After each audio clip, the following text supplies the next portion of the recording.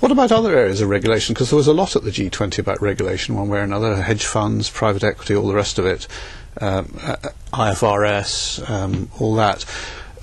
Regulation looks like it's going to get stronger everywhere in the coming period as the sort of reaction to the financial crisis.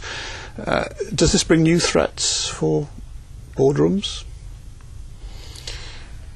Well, it brings more process, that's for sure.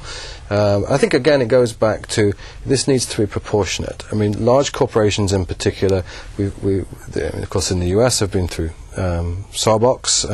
A lot of European and UK companies have adopted similar type standards of internal governance, even if they're not subject to that regime.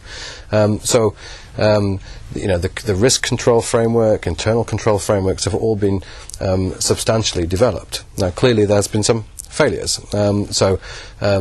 It's not disputable that there's a need for better regulation, but I think we need to be tempered in our reaction. Regulators and governments need to be tempered and make sure we don't suddenly create another overloading with too much detail and too much bureaucracy, which misses the points. I mean, if we look at the major issues with some of the banks and others, it's been very specific business areas that have been the source of major problems. Regulation, there's no doubt it will increase the expense of corporate governance, but it's probably going to be neutral in terms of litigation. And regulation always focuses on yesterday's problem, not the problem you haven't seen yet. On the other hand, if a regulator turns around and says this practice is now banned, we suddenly decide this is far too dangerous, does that not open up a line of attack, as it were, for the litigation? If you're doing it, yeah. Right. But you may have done it because it seemed perfectly okay before, and the regulator may even be wrong for all we know. But that could lead to other types of litigation. Somebody's going to challenge the power of the regulators to even have that type of power and initiate that type of a rule. Yes.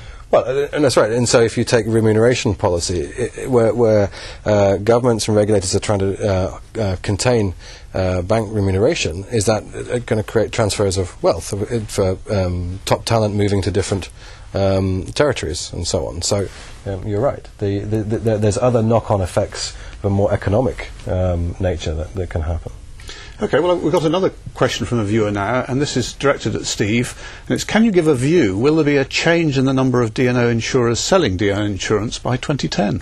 Will there be a change? Well, this is one of those answers that what we know for sure, there will be a change. The question is, will it be more or less, and how big that change will be. I think what we'll see is a flight to quality and persistency of players who have stronger balance sheets. I mean, it's kind of the mirror image of what we've been talking about, and the expertise, and who are prepared to have longer-term relationships with their customers and see them through thick and thin.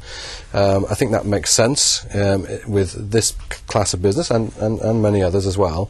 And there will be elements, as in any market, where people, organisations see there's an opportunity to make a buck, and maybe that's not now, but maybe that's in a year's time or 2 years' time. So there will be new entrants.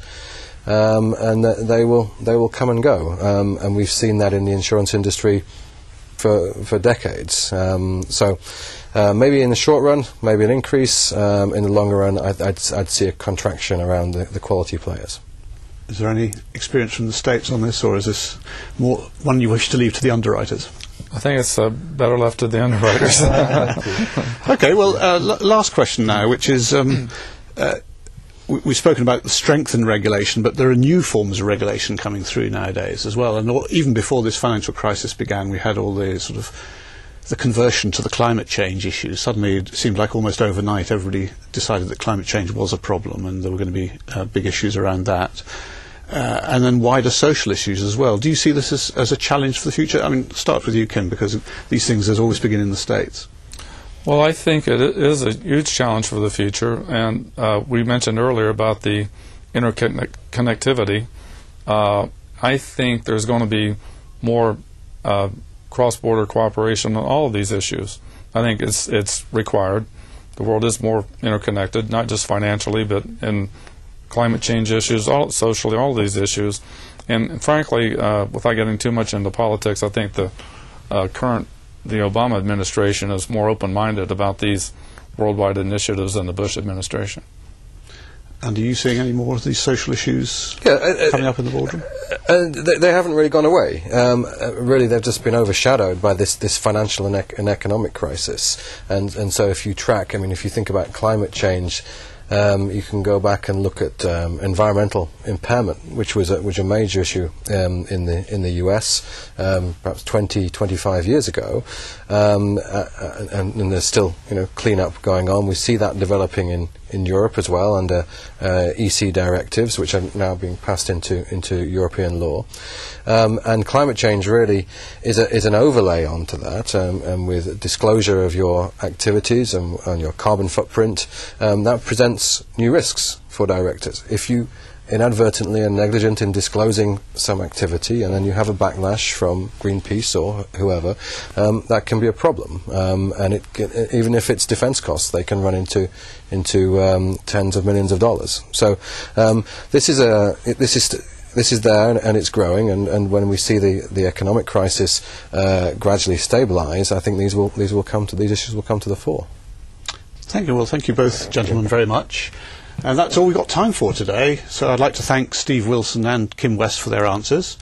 An on-demand version of this webcast will be posted on this website tomorrow, in case you missed any of it or want to share it with colleagues. And the debate hasn't ended yet. Any of your questions we didn't manage to include in the last 30 minutes, or any you send in the next half hour, will be answered and posted here. We'll be having more live discussions over the rest of this year, exploring in more detail the issues raised today, and to look at other challenges facing corporate boardrooms. We'll send details to all of you who have registered with this website. So once again, thank you to Steve Wilson and Kim West, and to you for your participation. We hope to see you again soon.